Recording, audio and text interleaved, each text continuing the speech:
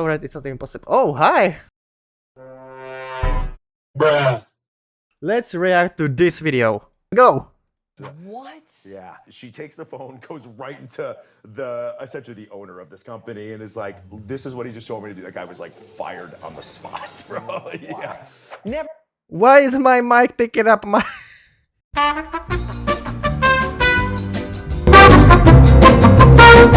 Oh yeah, this is why I turned off my filters. Okay, now. I'm joined by a firefighter. Oh no, they're just fucked. They're just fucked. I don't know why. Wait, hold on. Why is my mic sensitivity so... Dude, why nothing works today? Why? Boom.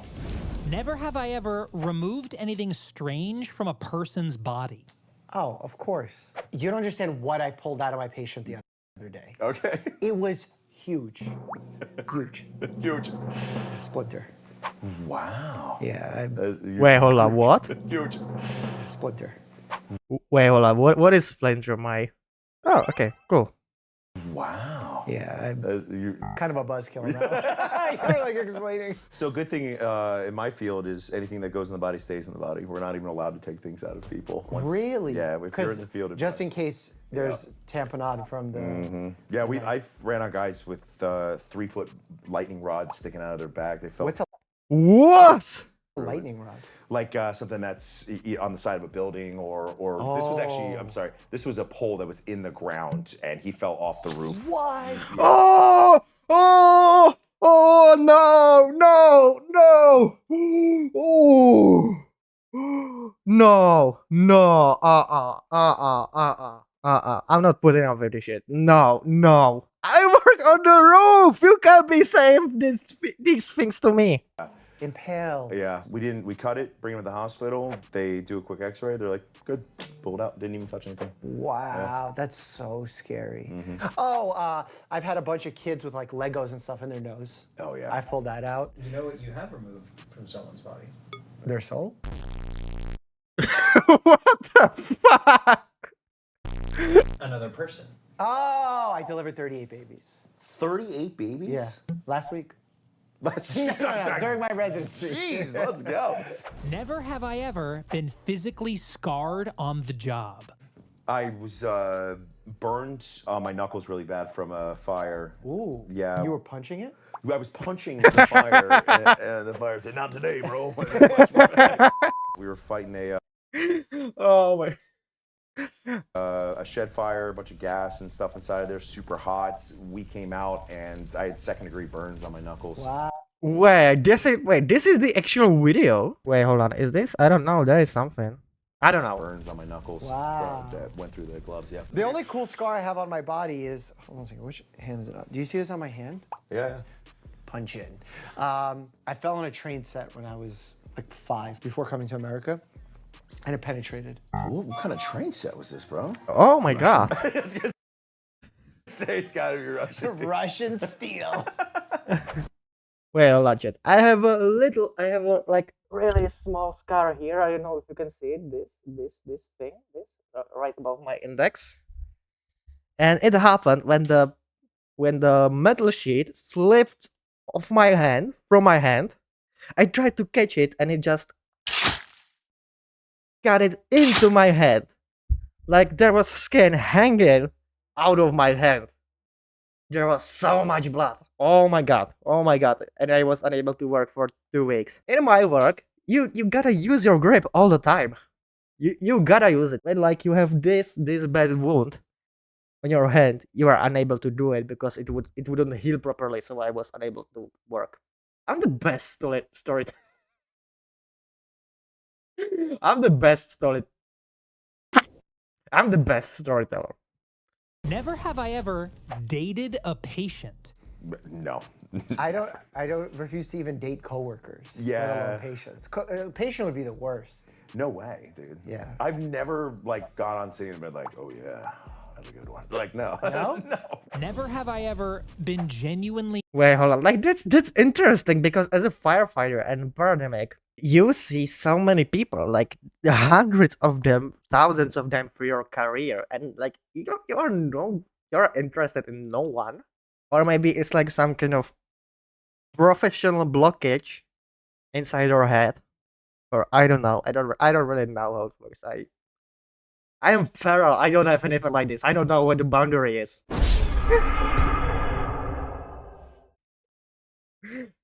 Be scared at work.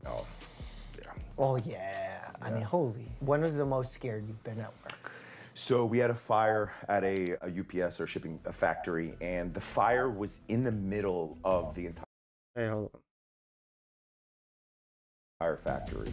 For stuff like that, it's producing enough smoke that it's banking down to the ground. We can't really see as we're going in there, so we can follow hose lines into where it's at. And I was about 3/4 of the way, or quarter of the way into the building, and I ran into a bunch of like shipping equipment. And in that moment, I was like, if this building collapses or something happens, because there's so much smoke around me, You won't even know. yeah, it's going to be so difficult for me to find my way back out of this before everything collapses. So that was probably one of the first times that I was like, I could actually die doing this. In those scenarios, is there any kind of dumb guy question that some kind of goggle you could put on that allows you to see through the smoke? They are trying to develop stuff like that. Okay. But we do have, right now, we have They thermal need more imaging. dumb guys asking good questions, man. I work with 2 firefighters at my work. I've never actually heard much of story from them. They weren't like they weren't doing any of this through their whole career. They weren't doing something this massive regard. And I'm glad for it. We would solve some stuff. You would. We do have thermal imaging cameras. How about we you? carry around thermal imaging cameras, Which so we allow can you to see a door if it's hot or No, we can see through the smoke with that. Oh, yeah, we you can't can. see that. Okay, yes, cool. but it's just not built into our masks. I wasn't scared for my life, but I would raise my hand on that. When you're on your first night shift, or one of very few first night shift, as a resident, and you're the senior, everyone admitted into the hospital, with the exception of the ICU, is under your care. So any page about any patient comes to you. Any rapid response, meaning some medical scenario starts happening with a patient, comes to you. Any code blue is run by you. Anyone that comes into the ER that needs to get admitted into the hospital is on you. And it's just you and your junior resident who doesn't know much, who's just there basically helping you out. So there were times when you're like 4 admissions, 2 rapid responses, code blue, you're trying to juggle all this stuff, and you're not doing it perfectly, but you're just doing enough to stay afloat. Yeah, I've dropped. Oh, okay. I can't imagine this much of a multitasking. I really can't. Like, even doing a simple single task is for me so incredibly hard because I have a patience and attention span of a golden retriever. Пать по цифуске.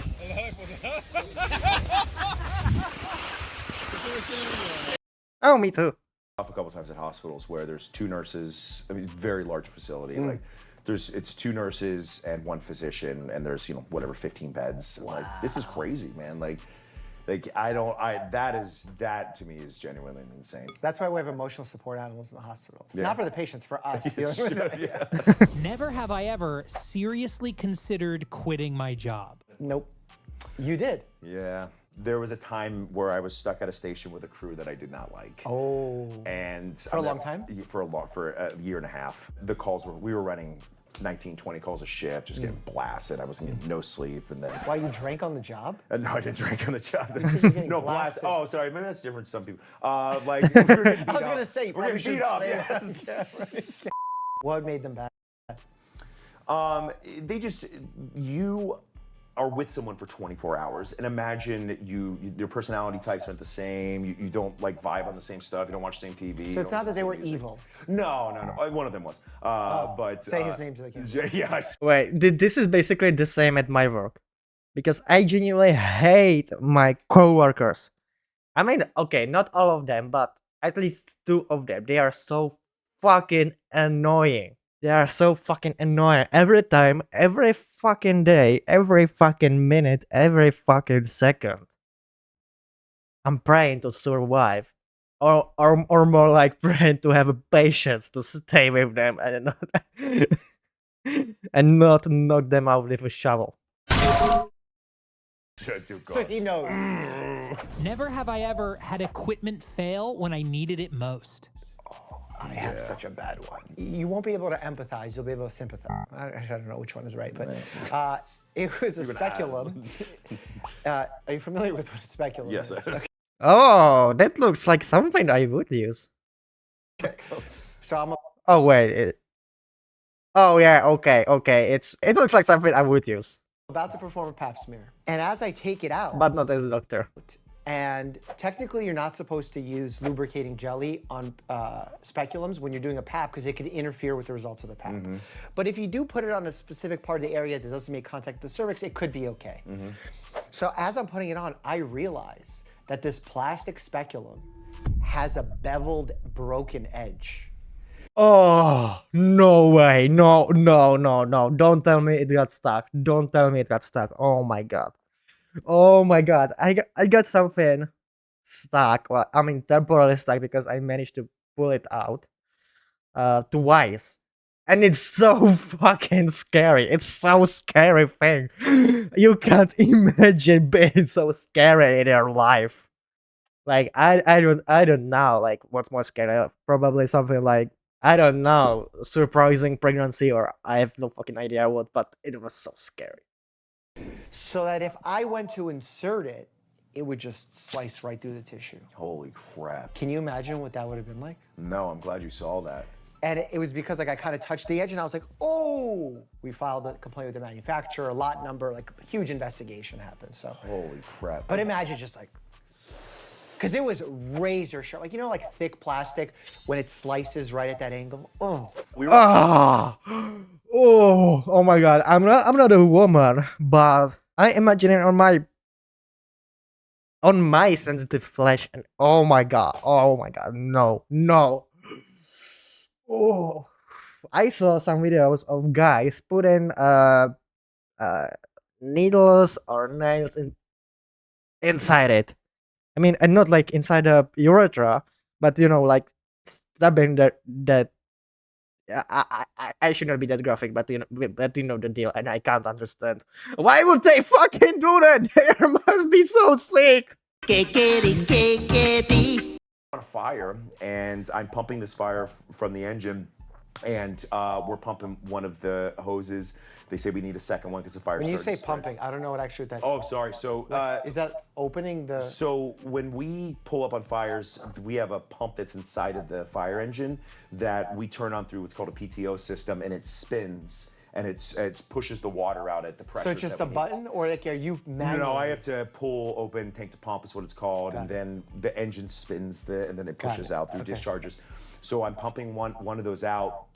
Everything's fine. They say we need a second hose because the fire's spreading. So we go to pump the second one and the pump just starts to fail. So there was an issue with it. There was a hole in one of the intakes and it was pulling in air. So it wasn't a sealed system. So both of these. It's like a pneumothorax, but inside of. Oh my god, how did they solve it? We were like, it's a pneumothorax. No, Really? Oh, I was about to say sick. Right, too much. We got a pneumothorax. It happens with people, not even the hole in the hoses. If there's no hydrants available, like you live in an area where there's enough hydrants, you wouldn't even think about this. You go to rural areas, they don't have hydrants every. So what happens? I mean, okay, that's actually true because in my country, or exactly in my city, hydrants are so rare. Like really, really rare. Every time I see a hydrant, I want to take a selfie with it because how rare it is. You have to start bringing in water tenders. You start bringing with big tanks. We start bringing in water, and they'll pump out of the water tender into Is it true that if a car is parked at a hydrant, you just go through the window? Yes, if they're parked in front of our only hydrant, we're gonna go through your window. Yeah. Never have I ever been blamed for something that wasn't my fault. Oh, I got a really good one. When you're a med student, a lot of times you're sent into the exam rooms, especially in the ER, to interview. Wait, hold on. What was the question? I zoomed out. Never have I ever been blamed for something. Something that wasn't my fault. All my life, my whole life. I don't know why. Every time I'm the one who takes the blame for some reason. Oh, I got a really good one. When you're a med student, a lot of times you're sent into the exam rooms, especially in the ER, to interview the patient and then present to the junior resident, who then interviews the patient, presents to the senior. And I would go in, talk to the patient, ask some pertinent questions that are important to the case. They would answer them. I would go present it. And then when the resident would go in, they would tell a different story. And the resident would be like, bro, like, you shouldn't lie about what you asked. I'm like, are you kidding me? And I wanted to take the person and be like, tell them the truth. I asked you this question.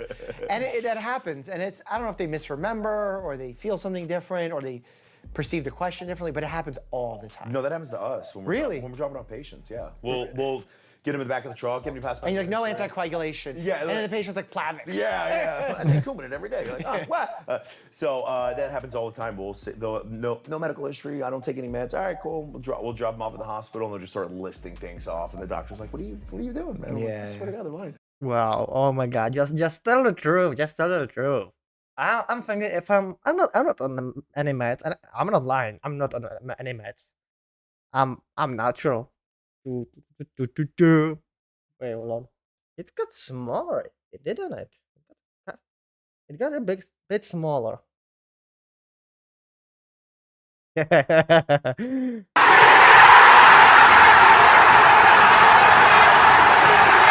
Never have I ever had someone refuse my help when they really needed it.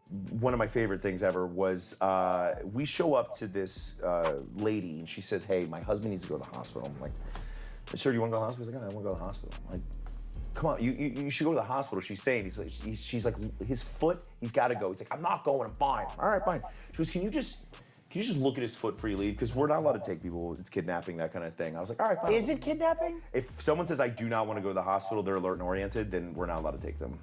Assuming they're not a danger to themselves or anything. But isn't like Oh, I don't know. I feel like that's kind of dumb. I understand why is it like this, but it's kind of dumb. if they're sick and you think they need to go, isn't that a danger to themselves? I mean, what are we talking? Like their leg hurts. It's but they gangrenous.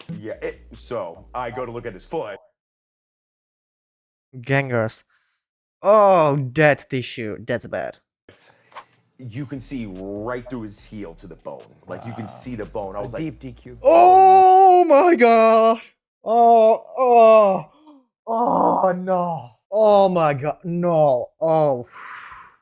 That's so I don't want to say disgusting, more like disturbing to think about. But imagine it. no. I was like, dude, you need to go to the hospital, man. And he's like, really? You think I need to go? I was like, oh my God. So, Probably diabetic scenario where he's Yeah. burned off his nerves. Yeah. Because in diabetes, you have high sugar levels in your blood, which can impact inflammation levels, damage these peripheral small nerves that give sensation to your lower extremities and your fingers, which is why uniquely in diabetes, there's a scenario called hand stocking syndrome. Wait, what is this? Stocking glove neuropathy refers to symptoms of peripheral neuropathy that causes numbness, weakness, or sensory changes in your hands and feet. Hand-foot stocking syndrome, and it's like you lose sensation in your hands and feet because of the diabetes. when we got him in the rescue, he was like a super cool dude. He was like, I guess I should go, man. I'm like, yeah, you're. Oh, so he did go. You're about to die. Yes. Oh, Yeah. that's No, good. so at that point, I'm like, you're going to the hospital. Just so we're clear, you gotta go, dude. I had a patient similarly, also foot, come into our office and was just recently hospitalized, left AMA against medical advice, and now I'm seeing him and his wounds, he has really bad lower extremity cellulitis, worsening since he was there, didn't take any of the follow-up medication. Cellulitis is a bacterial skin infection. Oh no. Like you can get your whole arm or leg cut off. That's not good. And I worked so hard to try and not convince him, but explain why the need for him to get IV antibiotics was so important. And he was negotiating with me as if he was so flippant about his life. Like, well, if I stay like this, how long do I have? Oh my God. And I was like, Why would you ask it? Just take the fucking antibiotic. Why would you do that? It's a life. Why? It's just a pill. It's not that hard. I can't say with any certainty, but it's just, you're putting yourself at unnecessary risk. And he was unhoused, so he was worried about his one car that he lives out of. Where can he park it? I got him free parking in the hospital. Oh, wow. He was very worried that they wouldn't allow him activity to walk around. He would be subjugated to sitting in his bed. I made sure that the resident that would admit him would put activity orders that he would get out of bed with assistance. Like, we try to do everything. And he said he was going, and I checked the next day, didn't go. Never have I ever worked a 12-hour shift without food. Oh, No. so I definitely have. Yeah. Yeah, of course. I've gone 18 hours without eating on a shift. Wow. Right, I'm sure you have too. Yeah, I've definitely gone long periods of time where I'm not eating. When we go to these the hospitals, they're cool. They have EMS rooms, so they'll have little snacks. Yeah, something you I just can throw in there jam real something. fast. Yeah. But definitely not a proper meal. Like 18 hours. That's basically more than you should work. You should be awake 16 hours and 8 hours sleeping. That's 24 hours. This is how it works. But 18 hours of pure working, like pure mental performance and physical performance, that without food, that's, oh my god. I'm speechless. I don't know. They are miracle workers. Like, really, we should appreciate these people more.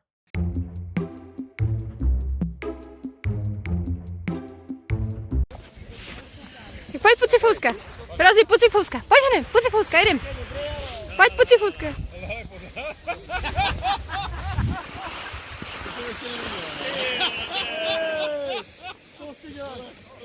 Ne, to jo, ale to je